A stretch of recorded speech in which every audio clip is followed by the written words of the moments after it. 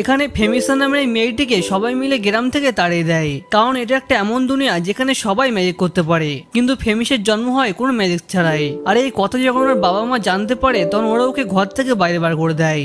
এমনকি গ্রামের বড় থেকে শুরু করে ছোটরা ওকে গ্রাম থেকে তাড়িয়ে দেয়। তখন ফেমিসা ওর জীবন বাঁচানোর জন্য গ্রাম থেকে দূরে পালাতে থাকে।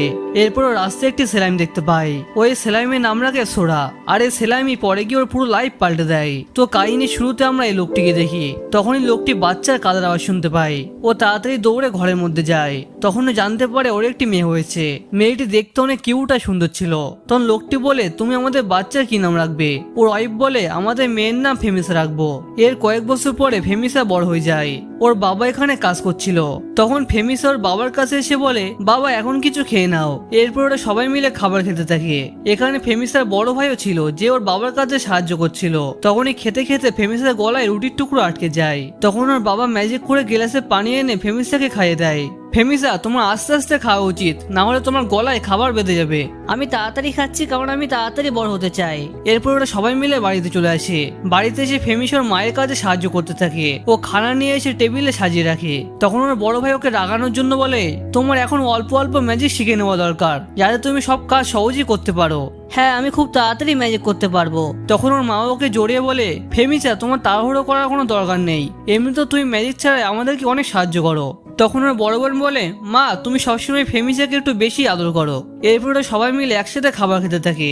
খাবার খাওয়ার পর ও খেলনা নিয়ে খেলতে খেলতে বলে, বাবা, আমার বার্থডে আসতে চলেছে। ওর বাবা বলে, হ্যাঁ তুমি এবার 5 বছরে হতে চলেছো, সেই জন্য এবার তুমি একটা স্পেশাল জিনিস পাবে।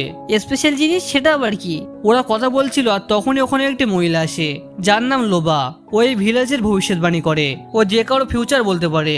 লোবা বলে, আমি এখানে ফেমিসের 5th বার্থডের জন্য আশীর্বাদ করতে এসেছি, যাতে ও ভালো স্কিল পেতে পারে। আসলে এখানে সবাই 5 বছর বয়সে যে যার ম্যাজিক স্কিল পায়। আর ওর ম্যাজিক স্কিল কতটা জোর সেই হিসেবে স্টারও পায়, যেমন 1 স্টার, 2 স্টার। ফেমিসের বাবা এবং ওর বড় ভাইয়ের স্টার 3টে করে, যেটা মানে ওরা অনেক ভালো ম্যাজিক করতে পারে। আর ওর মা 2টি এবং বোনের 1টি স্টার আছে। তো এদিকে লোবা ফেমিসাকে দেখে বুঝতে পারে যে ফেমিসা অনুরোধ থেকে স্পেশাল, কারণ ফেমিসার আগের জীবনের কথা মনে আছে। এই জন্য ফেমিসাকে ওর আগের জীবনের কথা কাউকে বলতে বারণ করে, না হলে এর জন্য অনেক সমস্যা হতে পারে। ফেমিসা প্রমিস করে ও এই ব্যাপারে কাউকে কিছু বলবে না। তো এরপরে লোবা ওকে আশীর্বাদ করে বলে, তুমি সবসময় খুশি থেকো আর জীবনে ওটাই করো যেটা তোমার ঠিক লাগে। এরপরে লোবা ওটা বলে ওখান থেকে চলে যেতে থাকে। কিন্তু যাওয়ার সময় লোবা আর একবার পিছনে ঘুরে তাকায় আর ওকে দেখে একটু চিন্তিত দেখাচ্ছিল। যাই হোক, এরপরে ওই দিন চলে আসে যেদিন ফেমিসার বার্থডে। আজ ফেমিসা 5 বছরের হয়ে গেছে। আর ওরা একটি চার্চে আসে। তখন ওখানকার ফাদার ফেমিসাকে বলে, আজকে তোমার ম্যাজিক পাওয়ার অ্যাওকেন হবে। আর ওকে একটি ম্যাজিক ওয়াটারে টাচ করতে বলে। ফেমিসা ওটি টাচ করার পর ওখান থেকে চলে আসে। এরপরে ফাদার ওখানে আসে আরেকটি ম্যাজিক করে ওয়াটার বল তৈরি করে। তখন ও দেখতে পায় ফেমিসার কাছে যে স্কিল আছে সেটা টাইমার স্কিল। আর এই কথা শুনে বাবা মা অনেক খুশি হয়ে যায়। আর ফেমিসারও স্বপ্ন ছিল টাইমার স্কিলের। তো এরপরে ফাদার চেক করতে থাকে ফেমিসার কাছে কয়টা ম্যাজিক স্টার আছে। তখন ও জানতে পারে ফেমিসার কাছে একটাও ম্যাজিক স্টার নেই। আর এটি দেখতে ফাদার অনেক রেগে যায়। ও বলে, তোমরা এখান থেকে চলে যাও, তোমার এই মেয়ের মধ্যে কোনো ম্যাজিক স্টার নেই, তোমরা ফালতু ফালতু আমার টাইম নষ্ট করেছো। এটা বলে ফাদার চলে যায়। এদিকে বাড়িতে ফিরে ফেমিসের বাবা একটানা ড্রাং করতে থাকে। এটা কেমন করে সম্ভব? তুমি আমার মেয়ে কখনই হতে পারো না। আরও ফেমিসাকে অনেক বকতে থাকে। ও এত রেগে যায় যে ও ফেমিসার পছন্দের খেলনা ভেঙে দেয়, যেটা ও নিজেই ফেমিসার জন্য বানিয়েছিল। ওর বাবার কথা শুনে ওর মা বসে বসে কাঁদতে থাকে। ফেমিসা ওর মাকে থামানোর জন্য কাছে আসে, কিন্তু তখন ওর বড় ভাই এসে ওর হাত ধরে টানতে থাকে। ও হাত এত জোরে চেপে ধরে যে ফেমিসার ব্যথা লাগতে থাকে। তখন ফেমিসার বড় বোনকে সাহায্য করার জন্য বলে, কিন্তু বড় বোন ওর কোনো সাহায্য করে না। আরও মুখ ঘুরে ওখান থেকে চলে যায়। এরপরে ওরা ফেমিসাকে ঘর থেকে বাইরে বার করে দেয়। আর ওর সমস্যা এখানেই শেষ হয় না। এতক্ষণে ভিলেজের সবাই জানতে পেরে যায় যে ফেমিসার কাছে কোনো ম্যাজিক স্টার নেই। আর গ্রামের বাচ্চারাও ফেমিসার উপর পাথর মারতে থাকে, যে কারণে ওর মাথা দিয়ে রক্ত বেরোতে থাকে। এরপরে যখন ওখান থেকে যেতে থাকে তখন ভিলেজের সবাই ওর দিকে ফিরে ঘুরতে থাকে। ও কিছুই বুঝতে পারে না যে ও দোষটা কি করেছে। এখন ফেমিসা না তো ওর বাড়ি যেতে পারবে আর না পারবে ওর ভিলেজে যেতে। এই জন্য ফেমিসা ওখান থেকে পালিয়ে জঙ্গলে চলে আসে। আর তখনই ওখানে বৃষ্টি শুরু হয়ে যায়। সেই জন্য দৌড়ে সামনে একটি ছোট্ট মতন গুহায় চলে আসে। ও ঠান্ডায় কাঁপতে থাকে, সেজন্য আগুন ধরানোর চেষ্টা করতে থাকে। ও ফায়ার ম্যাজিকের ইউজ করে, কিন্তু ম্যাজিক অনেক কমজোর হওয়ার জন্য আগুন ধরে না। এরপরে ধীরে ধীরে ধীরে ওর চোখ অন্ধকার হতে থাকে আর ফেমিসা বেহুশ হয়ে যায়। এরপরে ওর যখন জ্ঞান ফেরে তখন ও খেয়াল করে ওর পাশে কেউ একজন আছে। ও দেখে এটা অন্য আর কেউ না, এটা লুবা। লুবা বলে, আমি জানতাম তোমার সাথে এমনটা হবে, এই জন্য আমি তোমার উপর নজর রাখতাম। এই নাও এখন স্যুপটা খেয়ে নাও, আর হ্যাঁ এই ম্যাজিক ব্যাগ আর বইটা তোমার সাথে রেখে দেবে, এটা তোমার অনেক কাজে আসবে। এরপর ও দিনের পর দিন ফেমিসার খেয়াল রাখতে থাকে। ও ফেমিসাকে পড়া শেখায়, লেখা শেখায় আর দুনিয়ায় বেঁচে থাকার জন্য জরুরি ব্যাপারে শেখাতে থাকে। কিন্তু একদিন অনেক দেরি হওয়ার পরেও লুবা যখন আসে না তখন ফেমিসা অনেক টেনশন হতে থাকে। এই জন্য লুবার কি হয়েছে এটা জানতেও লুকিয়ে লুকিয়ে গ্রামে আসে। এখানে এসে ওর মন অনেক খারাপ হয়ে যায়, কারণ ও জানতে পারে লুবা আর এই দুনিয়ায় নেই। এদিকে ওর ফাদারের গ্রামের চিপ ওকে মারার প্ল্যান করতে থাকে। হ্যাঁ আমি ওকে খুঁজে পেলেই মেরে দেবো, ও একটা অপায়া স্টাইলিশ মেয়ে। এসব শুনতেই ফেমিসার মন পুরো ভেঙে যায়। এরপরে ভিলেজ চিপ বাকি সব লোকেদেরকে বলে, তোমরা সবাই ফেমিসার পিছনে যাও, কারণ ও একটা মনস্টার আর ওই আমাদের লুবার প্ল্যান নিয়েছে। এটা শুনতে ভিলেজের সব লোক অনেক রেগে যায় আর ওরা ফেমিসাকে খুঁজতে থাকে ওকে মারার জন্য। ফেমিসা একটানা দৌড়াতে থাকে। ও বুঝতে পারে যে আজকে যদি ও ধরা পড়ে তাহলে এরা ওকে মেরে ফেলবে। ও দৌড়াতে দৌড়াতে জঙ্গলের মধ্যে চলে আসে, যেখানে ও একটু সেফ ফিল করে। এরপরে ওর ম্যাজিক ব্যাগ বের করে ওর মধ্যে কিছু দরকারি জিনিস ঢুকে নেয় আর সাথে কিছু মেডিসিনও নিয়ে নেয়। এরপর ও ডিসাইড করে ওখান থেকে অনেক দূরে পালানোর। আর এখান থেকে শুরু হয় ফেমিসার নিউ জার্নি। পরের দিন ফেমিসা এমন জায়গায় যায় যেখানে সব ময়লা টয়লা জড়ো করা থাকে। ওখানে ও একটা ব্যাগের ডাং ধরে টানতেই ওর সাথে সাথে কিছু হাতিয়ার উপরে উঠে একদম ফেমিসার গায়ের কাছে এসে পড়ে। ও একটুর জন্য বেঁচে যায়, কিন্তু ও অনেক খুশি ছিল, কারণ এর জন্য ও ওখানে অনেক জামা কাপড়, একটা ম্যাপ আর কিছু বুলো পোষণ পায়। আর তখনই ওখানে একটি লোক আসে। লোকটিও সেলাইমকে বলে, এই ময়লাগুলিকে খেয়ে জায়গা পরিষ্কার করে দাও, আমি ততক্ষণ ওই মেয়েটিকে খুঁজি। ফেমিসা লুকে জানতে পারে যে ভিলেজের চিপ ওর উপরে বাউন্ডারি রেখেছে, যে ওকে ভিলেজে নিয়ে যেতে পারবে তাকে অনেক টাকা দেওয়া হবে। এসব শুনে ফেমিসা আবার ওখান থেকে পালাতে থাকে আর রাত্রেবেলা একটি গাছের তলায় ঘুমিয়ে পড়ে। পরদিন ফেমিসা কোথাও যাচ্ছিল আর তখনই পানির মধ্যে থেকে অনেকগুলি সেলাইম ওর কাছে আসতে থাকে। ও সেলাইম থেকে বাঁচতে বাঁচতে দৌড়াতে থাকে, কিন্তু এখন ওই সেলাইমগুলোর পিছন ছাড়ে না। আর তখনই ও পাহাড় থেকে নিচে পড়ে যায়। ও দেখে ওর হাতে কেটে গিয়েছে। তখন ও ময়লার মধ্যে পাওয়া হিলিং পোশন ইউজ করে কাটা ঠিক করার জন্য। ও দাঁড়িয়ে দেখে ওর সামনে একটি সুন্দর রিভার আছে। এরপরে ওর মধ্যে নেমে পড়ে। অনেকদিন পরে গা ধোয়ার কারণে ও একটু রিল্যাক্স ফিল করে। এরপরে ও ডিসাইড করে ও এখন থেকে নতুন জীবন শুরু করবে আর ও আর ফেমিসা হয়ে থাকবে না। এরপরে ও চুল কেটে ছেলেদের মতন করে নেয়, যাতে কেউ ওকে চিনতে না পারে। এরপর ম্যাজিক ব্যাগ থেকে ছেলেদের কাপড় বের করে পরে নেয়। এখন ফেমিসা ওর নতুন নাম ভাবতে থাকে। আজ থেকে আমার নাম হলো আইবি। এরপরের দিন ফেমিসা ও সফর স্টার্ট করে দেয়। আর ও রাস্তা দিয়ে যাচ্ছিল তখনই ও দেখে একটি ঘাসের মধ্যে ছোট্ট একটা সেলাইম আছে। এরপরে বই খুলে ওই সেলাইমের ব্যাপারে খুঁজতে থাকে। তখনও জানতে পারে ওই সেলাইমের কোনো নাম নেই আর এটি ওদের সেলাইমদের মধ্যে সবচেয়ে কমজোর হয়। তুমিও তো দেখি আমার মতনই, আমিও অনেক কমজোর, আর এই কারণে আমার লোকেরা আমাকে ঘর থেকে বার করে দিয়েছে। এরপরে ও ঠিক করে ওই সেলাইমটার একটা নাম দেবে, বাট তখনই ওখানে হাওয়া হতে থাকে আর সেলাইমটি হাওয়ায় উড়ে দূরে চলে আসে। ও খেয়াল করে সেলাইমটি এত কমজোর যে একা সোধা হতেও পারে না। তখন ও বইয়ের মধ্যে জানতে পারে সেলাইমটি অনেক কমজোর হয়, এত কমজোর যে একটু জোরে আঙুলের চাপে মরে যেতে পারে। সেজন্য ফেমিসা ভয়ে ভয়ে অনেক ধ্যান দিয়ে আস্তে করে হাত দিয়ে তুলে ওকে সোধা করে দেয়। তখন ও বইয়ের মধ্যে পড়ে সেলাইমের লাইফ একদিনের হয়। আর তখন আবার একবার জোরে হাওয়া আসে আর ওই হাওয়ায় সেলাইমটি উড়ে যেতে থাকে। তখন ফেমিসা ওর পিছনে দৌড়াতে থাকে ওকে বাঁচানোর জন্য, কারণ সামনে একটি রিভার আছে। ফেমিসা অনেক কষ্ট করে ওকে ধরে ফেলে। আজ থেকে তুমি আমার সাথেই থাকবে। আমি জানি তোমার লাইফ অনেক ছোট, কিন্তু এই একটা দিনই আমরা দুজন অনেক মজা করে কাটাবো। এরপর রাত্রেবেলা ফেমিসা একটা নয় সেলাইমের উপর নজর রাখতে থাকে আরো ওর সাথে গল্প বলতে থাকে। তুমি জানো তোমার মতন আমার এই দুনিয়ায় কেউ নেই। আমার আগের জীবনের স্মৃতি আমার মাঝে মাঝে মনে পড়ে। কথা বলতে বলতে কখন ফেমিসা ঘুমিয়ে পড়ে ও নিজেও জানে না। যখন সকালবেলা ওর ঘুম ভাঙে তখন ও বুঝতে পারে ও ঘুমিয়ে পড়েছিল আর এখনো সেলাইমটিকে কোথাও দেখতে পাচ্ছিল না। এটা ভেবে ও অনেক দুঃখী হয়ে যায় আর ও চোখ দিয়ে জল বেরোতে থাকে। এরপর ও চোখ মুছে ডিসাইড করে যাই হয়ে যাক ওকে আগে বাড়তেই হবে। এরপর ও ম্যাপ বের করে দেখতে থাকে ওকে কোন দিকে যেতে হবে। যখন ও ম্যাপ খোলে তখনই ও দেখে সেলাইমটি ওর মধ্যে আছে। ওকে দেখতে ও অনেক খুশি হয়ে যায়। মনে হয় একদিনের বেঁচে থাকার ব্যাপারটা সঠিক ছিল না। এরপরে বইতে ওই সেলাইমের ব্যাপারে আরো পড়তে থাকে, যাতে ও এই সেলাইমটাকে নিজের কাছে রাখতে পারে। ওই বইয়ে লেখা ছিল সেলাইমকে ট্রেন করার জন্য প্রথমে ওকে একটি নাম দিতে হবে। তখন ফেমিসা ওর মধ্যে একটু ম্যাজিক দেয়, এতে সেলাইমটি চকচক করতে থাকে। এরপরে ওর নাম রাখে সোরা। নাম দেওয়ার পরই ওই সেলাইমের মাথায় একটা মার্ক চলে আসে, আরো জল জল করতে থাকে। এর মানে ওর ট্রেন কমপ্লিট হয়ে গেছে। আর আইবি প্রথমবার কোনো সত্যিকারের বন্ধু পায়। এরপরে খাবারের জন্য আইবি ট্র্যাপ লাগায় আর ওই ট্র্যাপে কিছু জঙ্গলি ইঁদুর আটকে যায়। এরপরে আইবি ওই ইঁদুরটা ভালো করে পরিষ্কার করে মাংসগুলি একটি পাতা দিয়ে বেঁধে নেয়। এরপরে ওগুলি ব্যাগের মধ্যে ঢুকে নেয়। সোরা, আজকে রাত্রে আমরা ভালো কিছু খেতে পারবো। কিন্তু এই বেকার ম্যাপে ও ক্যাপিটাল খুঁজে পাচ্ছিল না। তখনই ওখানে কিছু আওয়াজ আসতে থাকে। এটা শুনে আইবি অনেক ভয় পেয়ে যায় আর ও সোরাকে ওর ব্যাগের মধ্যে ঢুকে একটা গাছের উপরে উঠে পড়ে। তখন ও দেখে ওখানে অনেকগুলি বড় বড় মনস্টার পিঁপড়ে হচ্ছে।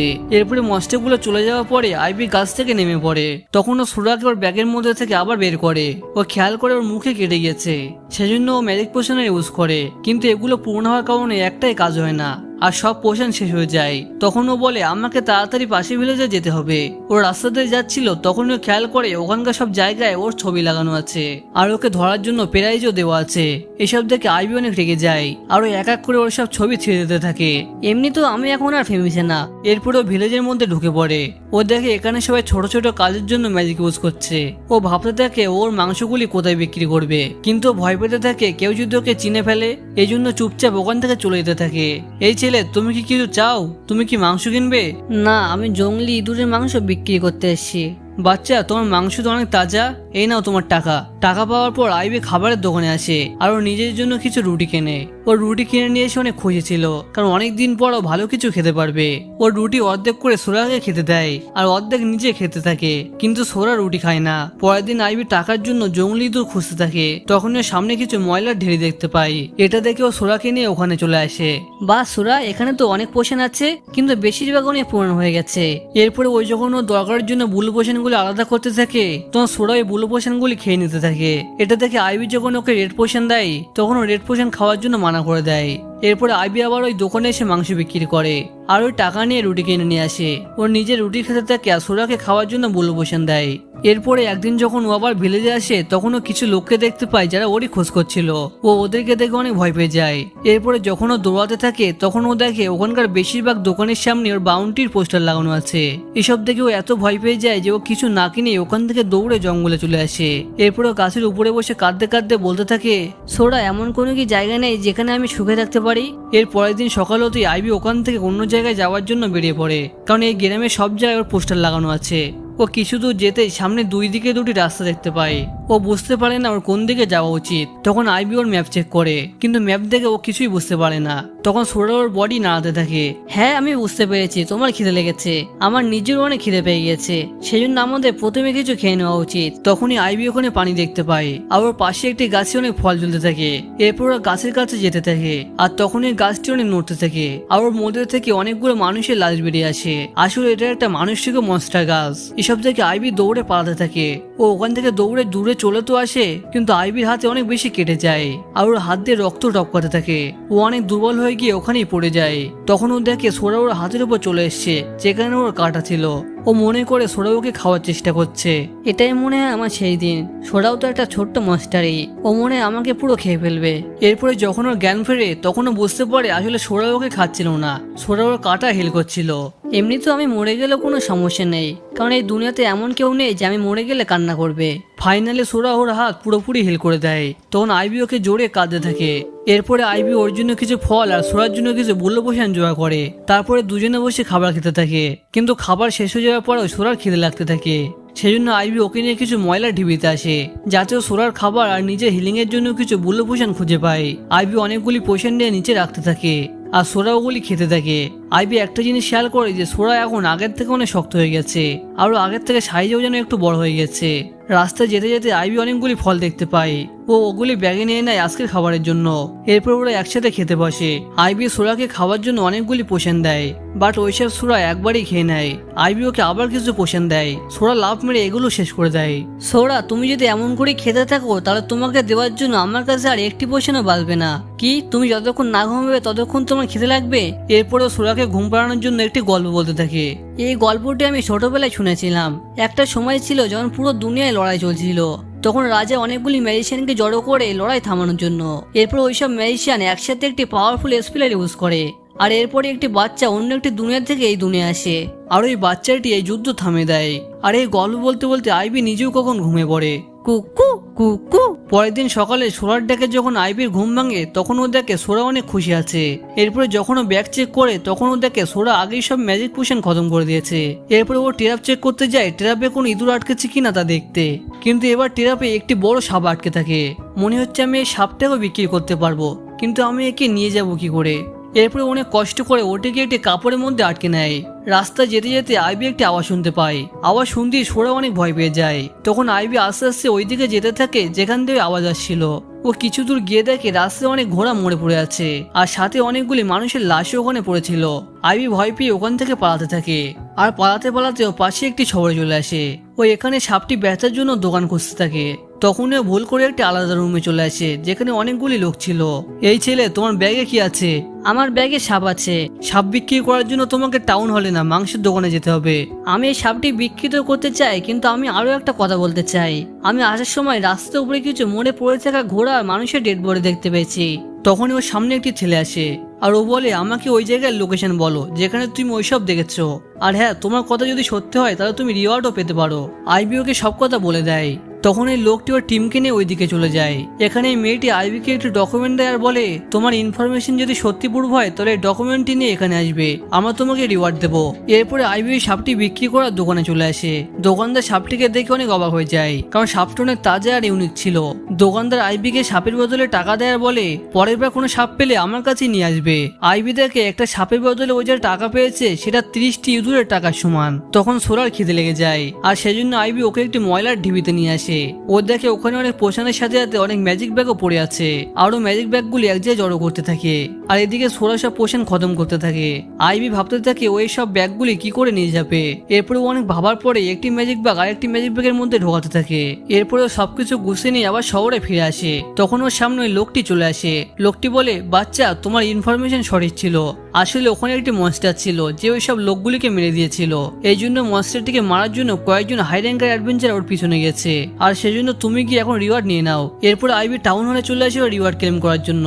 তুমি তোমার ডকুমেন্টটি বের করো, কিন্তু আইবি ডকুমেন্টটি এতগুলো ব্যাগের মধ্যে কোন ব্যাগে রেখেছে খুঁজে পাচ্ছিল না। শেষমেশে ডকুমেন্টসই পেয়ে যায়। এই নাও তোমার রিওয়ার্ড হিসেবে 5 কি ডাল আর 2টি গোল্ডেন কয়েন। 5 কি ডল মানে 50টি ইঁদুরের সমান, আর 2টি গোল্ড কয়েন মানে 250 ইঁদুরের সমান। মানে টোটাল 250 ইঁদুরের সমান টাকা। ঠিক আছে, আমি এখন যাচ্ছি। আরে দাঁড়াও, তোমার এইসব ব্যাগ। এরপরে আইবি খুশি খুশি 80 রাত্রে খাবার খেতে থাকে। ও ডিসাইড করে ওই টাকাগুলি অল্প অল্প করে খরচ করবে, যাতে ওর পরে কাজে আসে। এই জন্য পরের দিন আবার ট্র্যাপ লাগায়, কিন্তু ওর ট্র্যাপ সব ভেঙে পড়েছিল। সোরা এখানে কোনো বড় মনস্টার নেই তো। আর তখনই সোরা দৌড়ে অন্যদিকে যেতে থাকে। সোরা দৌড়ে একটি মনস্টারের সামনে এসে দাঁড়িয়ে পড়ে। ওই মনস্টারটি অনেক জখম ছিল, আর এ কারণে প্রায় মরতে যাচ্ছিল। তখন আইবি ওকে সাহায্য করার জন্য ওর বই খুলে দেখতে থাকে। ওই মনস্টারটি ব্যথায় চেল্লাতে থাকে। তখন আইবি ওর পাশে এসে ওর মাথায় হাত বুলাতে থাকে। ভয় পেও না, অবশ্যই আমিও ভয় পেয়েছিলাম যখন আমি মরতে যাচ্ছিলাম। চিন্তা করো না, আমি তোমার সাহায্য করব। আর তখনই সোরা হঠাৎ করে মনস্টারটি বডি পুরো কভার করে নেয়, আর আস্তে আস্তে আইবির মতন ওর বডিও হিল করতে থাকে। আইবি ভাবতে থাকে সোরা আস্তে আস্তে সত্যি অনেক পাওয়ারফুল হচ্ছে, আর ও নিজেকে কত বড় বানিয়ে ফেলছে। আইবি পাশে বসে ওয়েট করতে থাকে যতক্ষণ সোরা মনস্টারটি হিল করছে। সোরা মনস্টারটি হিল করার পর আইবির কাছে চলে আসে। তখন ওই মনস্টারটি উঠে আইবির কাছে আসতে থাকে। আইবি অনেক ভয় পেয়ে পিছনে উঠতে থাকে, কিন্তু তখনই মনস্টারটি একদম আইবির কাছে চলে আসে। আরো আইবিকে আদর করতে থাকে। আইবি ওর মাথায় হাত বুলে আদর করে। আইবি অনেক খুঁজেছিল, কারণ এখন ওর আর একটা নতুন ফ্রেন্ড হয়েছে। এরপরে ও ওর জন্য একটা নাম ভাবতে থাকে।